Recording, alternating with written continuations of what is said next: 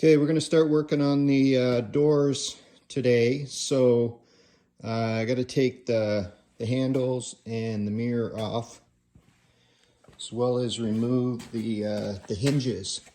Now, this hinge down here normally has a spring in here, and then there's a plate that this roller rolls along.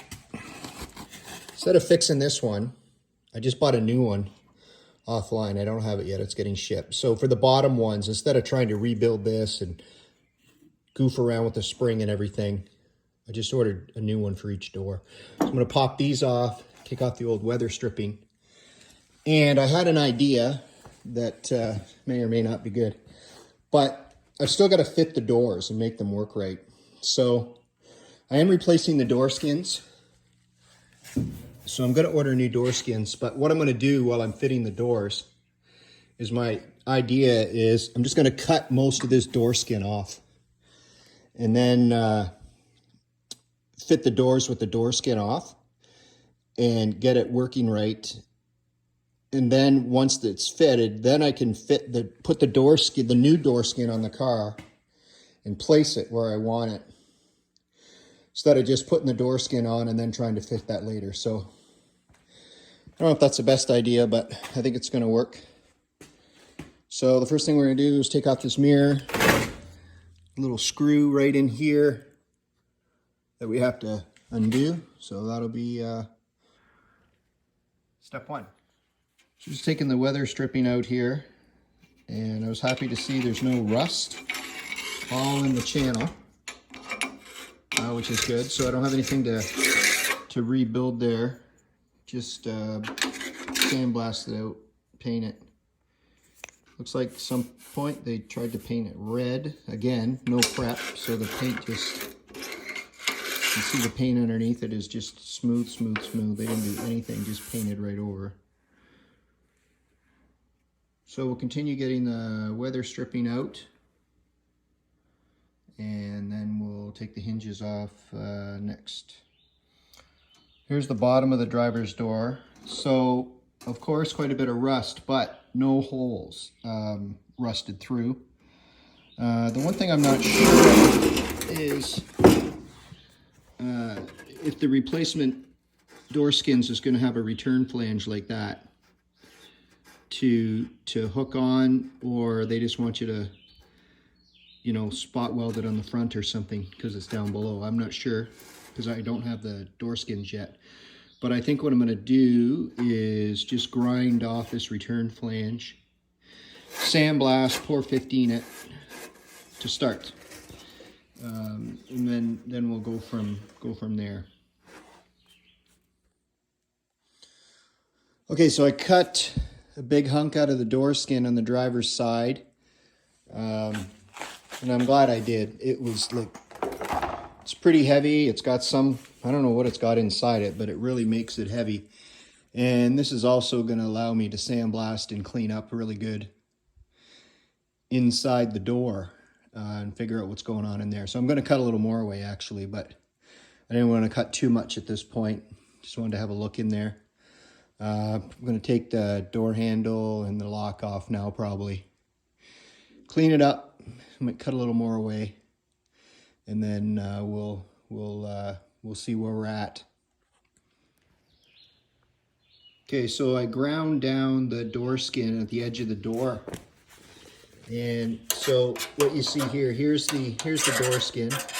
So when you grind down that first layer, you get to the actual door, and then below that is the return flange on the door skin. You can see it just pulls away now. So I'm going to take that off. And now I'm just left with the door itself. So here, it's all rotten. So I'll have to cut that off and I'll just rebuild that part of the door. Do a bit of metal work. But now I've know exactly where my door is. And then we'll put it on the car. And once the door skins come, you know, I think I can, it'll be a lot easier for me to position the door skin on the door once I've got the door sitting on there the way I want it, because I can move the door skin around and cheat a little bit here and there. So that's generally how I'm going to attack that to get the fit for the doors. Okay, so here's the driver's door. I cut more of the door skin away. For now, I'm still leaving this edge, the fender edge, in the top until I get the door skins to actually figure out profile what I'm dealing with there. So it's sandblasted on the inside. That's pour 15. So it won't rust on the inside. I'm also planning on putting some sound insulation in there to get that tinny sound away from the door. So I'll show you that when I've done that. Here we're gonna have to rebuild that bottom edge. So I didn't put pour 15 on there because I'm gonna be welding there. But I do use a zinc weld through primer on that, and then we'll just rebuild that lip a bit. Same thing here. The one thing about pour 15 is this is the stuff here. I've talked about it before. If you're using it and you don't use it all, you have to make sure that this edge and that lid is 100% clean before you close it again. If there's any pour 15 residue in there, you are never getting that lid off there after that. Usually that happens eventually. Then I just pour the leftover in a mason jar and go with that. Okay, just a little tip. Here's the passenger door. It's in a lot worse shape than the driver's door. So we'll definitely be doing some fabrication. We'll completely holes here and here in this corner. So we're gonna sandblast it and refab the bottom of this door to prepare it for the new door skin. Okay, so the bottom hinges for the doors came in. So I mentioned earlier that I decided not to restore or rebuild the old ones. Just bought new ones from OER. So, I mean, they're already nice and clean and don't have to worry about the spring, putting the new plate on or anything, because the old one, the plate was missing. So we're gonna mount those and try out the driver's door.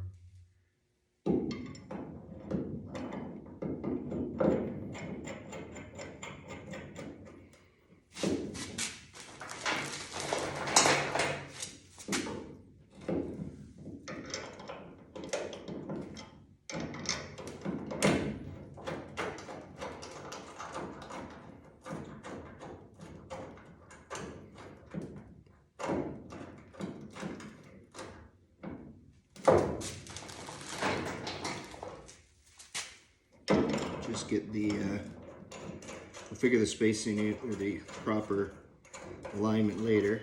Right now we'll just get them on, get the door mounted on them roughly, and then we'll figure that out.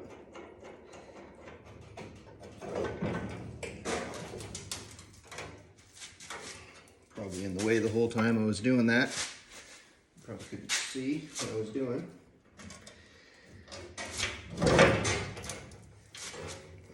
From the inside, I think.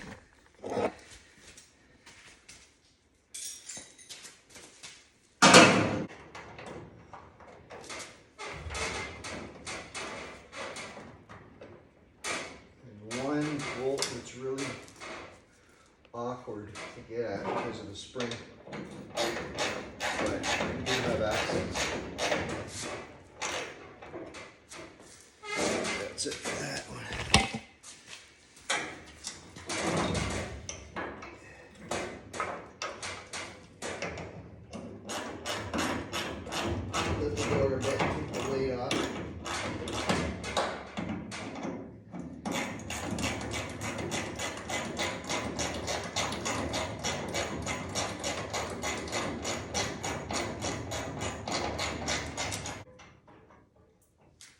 Just show you around here.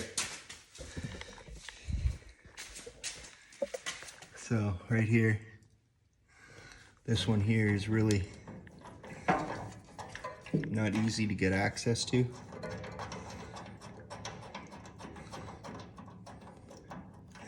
But you can do it once you can get a little socket on there. Or if you have a small ratchet wrench would be better, which I'll probably end up getting instead. Sorry about the jiggleness. But we're close enough. Let's have a look and see where we are fit-wise. So what we want to do is we got to make sure this guy is getting lined up with that there. So there's some finagling there. Okay, so ultimately to get it higher, I adjusted the bolts on the door to raise it up. And then the other adjustment comes from the bolts on the body. So you're gonna tilt the car or tilt the door up this way. So basically you just hold it till you're right lined up with that pin, and then you can lock them down.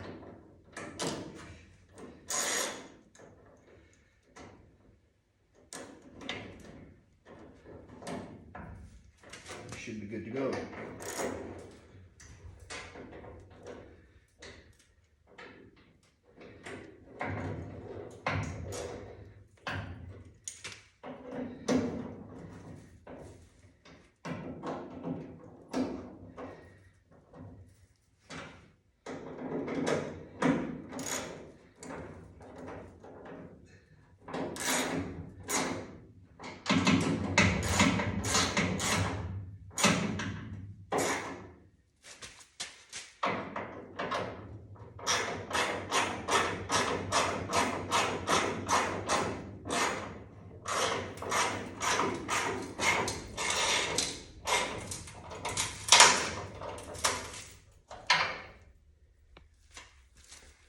All right, now,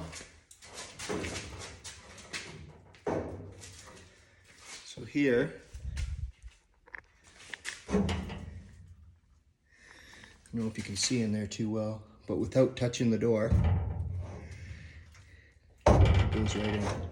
Back, it could probably go up a tad higher, but that shuts pretty good.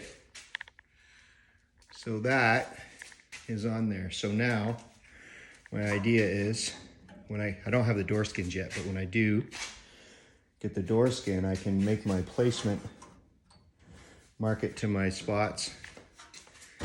Then I'll know exactly where to mount this. So that's kind of why I left these on here, because I was a little unsure. I'll take that, I'll just cut those off, and when I get the actual door skin and I know for sure where I'm at. All right, just the other side, and the mounting of the doors is done. Those doors are going to have to come off when I do the door skin, but now I can just take off the door and I know my bolts here, my hinge is set. Okay. I'm probably going to post this video now. Like, I'm not going to wait till I get the door skin, and I'll make a separate video just on putting the door skin on.